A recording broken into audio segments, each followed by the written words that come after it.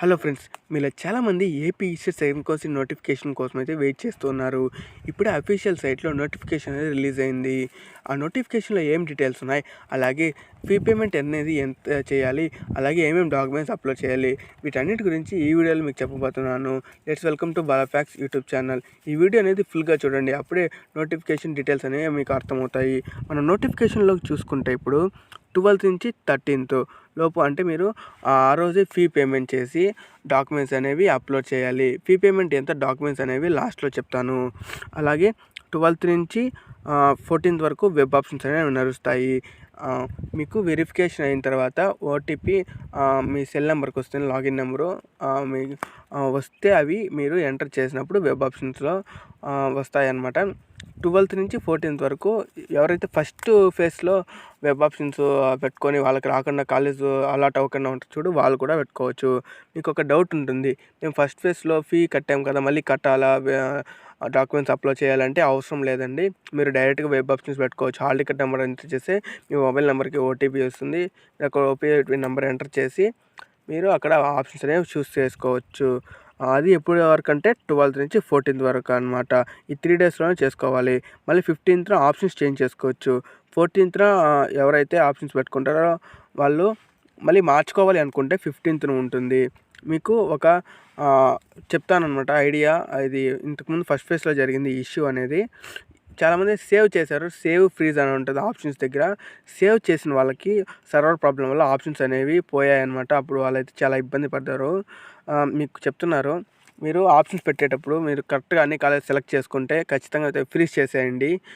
లేదు మాకు ఇంకా డౌట్ ఉంది అనేసరికి అయితే మీరు సేవ్ చేసి 15th అయితే ఫ్రీజ్ చేయండి.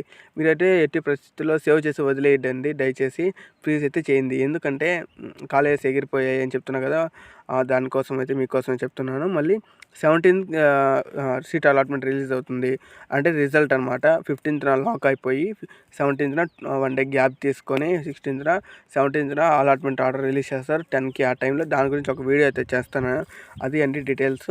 మళ్ళీ ఇంకా ఫీ పేమెంట్కి డీటెయిల్స్ వస్తే ఓసీకి 1200, ఎస్టీ ఎస్సీ వాళ్ళకి 600 ఫీ పేమెంటు. డాక్యుమెంట్స్ ఏమేమిటి అంటే 3 డాక్యుమెంట్స్ అడిగాయి ఫస్ట్ ఫేజ్లో అయితే. ఏమేమిటి అంటే caste, income, hall ticket number, ఈ 3 డాక్యుమెంట్స్ అనేవి అప్లోడ్ చేయాలి ఫోటో తీసి.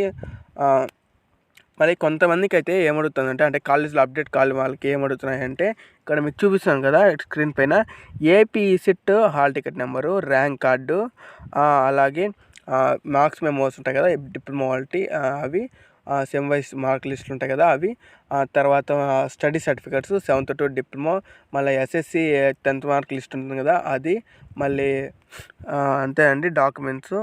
ఇంకా ఇన్కమ్, క్యాస్ట్ అవి మీరు ఎక్కడ హైదరాబాద్ వేరే అంటే స్టేట్ అయితే మీరు రెసిడెన్స్ సర్టిఫికేట్ అప్లోడ్ చేయాలి. ఇవి అండి. కింద ఛానల్ డిస్క్రిప్షన్లో వాట్సాప్ గ్రూప్ అయితే లింక్ ఇచ్చాను అనమాట. దాంట్లో ఇవి అప్డేట్స్ రాగానే నేను పోస్ట్ చేస్తాను. అంటే ఇప్పుడు నేను యూట్యూబ్ వీడియో చేయాలంటే టైం పడుతుంది, మినిమం 1.5 hour టైం పడుతుంది ఎడిట్ చేయడానికి. సో అయితే వాట్సాప్లో రాగానే అయితే మీకు పెట్టేస్తాను, వాట్సాప్ గ్రూప్లో అయితే నాకు ఇన్ఫర్మేషన్ రాగానే. సో మీరు గ్రూప్లో జాయిన్ అవ్వండి. అలాగే మీకు నోటిఫికేషన్ చూడాలి అనుకుంటే కింద డిస్క్రిప్షన్లో అఫీషియల్ సైట్ లింక్ ఇచ్చాను, ఆ లింక్ పైన ప్రెస్ చేసి మీరు చూడండి అనమాట నోటిఫికేషన్ క్లియర్గా. అలాగే నన్ను ఇన్స్టా, ఫేస్బుక్లో అయితే ఫాలో అవ్వండి. Thank you for watching the video. Subscribe the channel. Please support. జై హింద్.